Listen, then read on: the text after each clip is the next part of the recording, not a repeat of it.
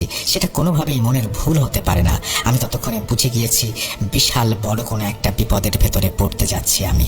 সামনের ব্যক্তিটি নাসিরউদ্দিন নয়, বরং কোনো খারাপ জিন। ভয়ে আমার দম বন্ধ হয়ে যাওয়ার উপক্রম। তারপর যত তাড়াতাড়ি সম্ভব নিজেকে একটু সামলে নেওয়ার চেষ্টা করি এবং নিজেকে বুঝাই যে সে যেন কোনোভাবেই বুঝতে না পারে এমন কিছু আমাকে করতে হবে। হয়তো জীবন নিয়ে না হলে ফেরা সম্ভব হবে না। এদিকে সামনে থেকে সে আমাকে বলল, কিরে আর কত দেরি করবি? আমি তাকে বুঝতে না দিয়ে তার সাথে হাঁটা শুরু করলাম। ততক্ষণে বিলের মাঝে মাঝে এসে গিয়েছি। আর একটু হাঁটলেই পানির গভীরতা ধীরে ধীরে বাড়তে শুরু করবে। আমি বললাম, কিরে আজ তো অনেক মাছ ধরলাম, আর কত ধরবি, এবার বাড়ি চল। নাসিরউদ্দিন বলল, এই তো মাত্র কয়টা মাছ, আজ যেহেতু অনেক মাছ তাই আরো ধরবো। এদিকে আমিও অনেকটা দিশেহারা হয়ে যাচ্ছিলাম। তাকে বললাম, দাঁড়া একটু বিশ্রাম নেব, খুব ক্লান্ত লাগছে। সে বিরক্ত স্বরে বলল, আরে চল তো, কোনো ক্লান্ত লাগবে না, সামনে চল তাড়াতাড়ি।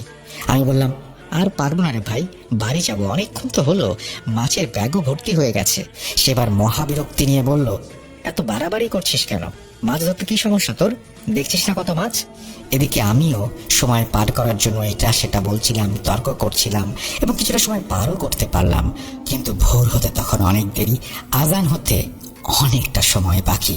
আমি বুঝতে পারছিলাম যদি আজান না হয় তাহলে আমার জীবনে আজকে ভয়াবহ কিছু একটা অপেক্ষা করছে। এদিকে নাসিরউদ্দিন রূপী জিনটাও সম্ভবত কিছুটা আন্দাজ করতে পেরেছিল যে আমি হয়তো কিছু বুঝে গেছি।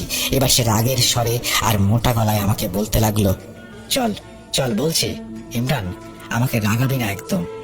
এবারে আমি একেবারেই ভেঙে পড়লাম এবং যত দোয়া দরুদ জানি সব পড়তে শুরু করলাম।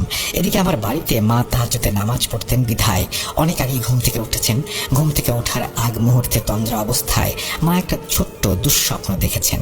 তিনি স্বপ্নে দেখেন যে একটা কুয়োর মধ্যে আমি পড়ে গেছি এবং আর্তনাদ করছি এবং সেই কুয়োটা আস্তে আস্তে ছোট হয়ে আসছে।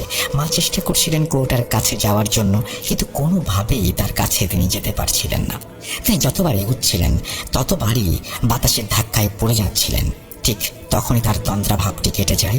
তিনি উঠে দ্রুত আমার রুমে চলে আসেন এবং দেখেন আমি বিছানায় নেই। মা খুবই চিন্তিত হয়ে পড়েন।